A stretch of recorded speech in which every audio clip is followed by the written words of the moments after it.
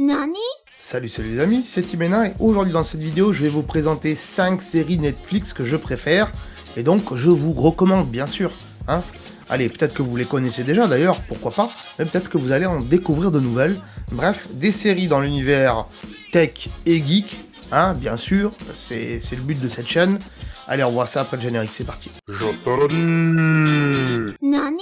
Première série bien sûr de l'univers de science-fiction, c'est bien sûr Star Trek Discovery. Alors même si pour ma part, j'ai pas suivi les Star Trek depuis leur début, j'ai vu tous les films Star Trek qui sont sortis au cinéma en tout cas, et j'avais vachement accroché. Et donc quand la série Star Trek Discovery a été annoncée sur Netflix, alors là honnêtement je m'attendais à pas grand chose.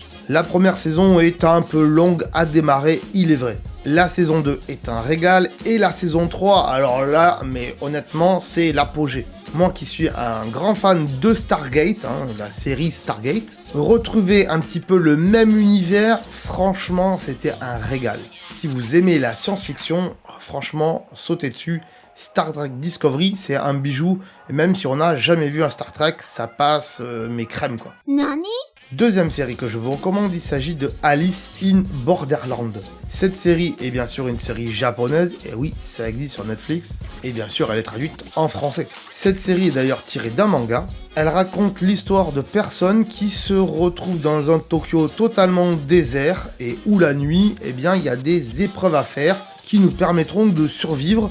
Et si on les fait pas, au bout de quelques jours, on va mourir. Cette série me fait penser un petit peu à Battle Royale, si vous connaissez. Si vous connaissez pas, comprenez que ça ressemble à un Hunger Games, où tout le monde peut tuer tout le monde peut se faire tuer, bref, un gros bordel quoi. Nani?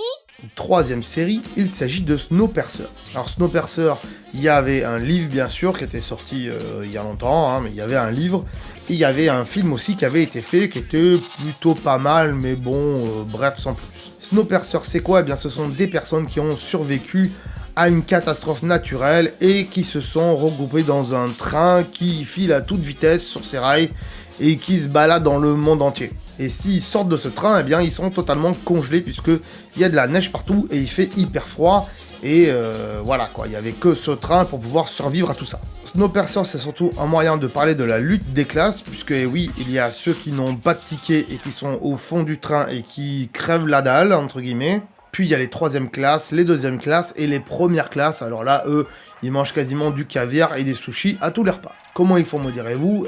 Vous le verrez dans la série. Cette série se concentre sur la résolution d'un crime, mais comme ils n'ont pas de police judiciaire, en fait, si, ils ont un gars qui était dans la police judiciaire, mais le mec, en fait, il est sans billet et il est au fond du train.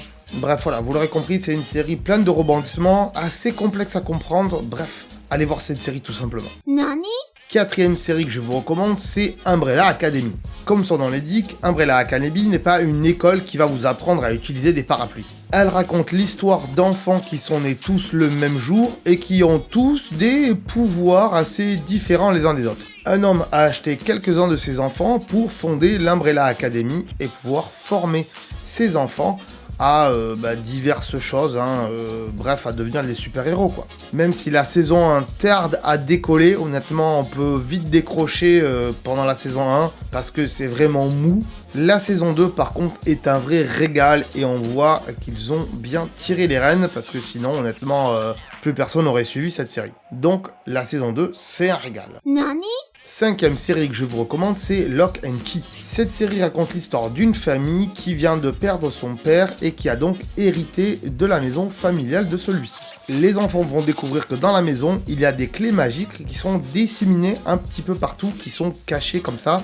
Et ces clés ont des pouvoirs magiques. L'univers est assez cool, puisque pour moi, personnellement, il m'a fait penser à du Harry Potter, même si on en est très loin. La fin de la saison 1 est pleine de rebondissements, donc n'hésitez pas à aller voir ça.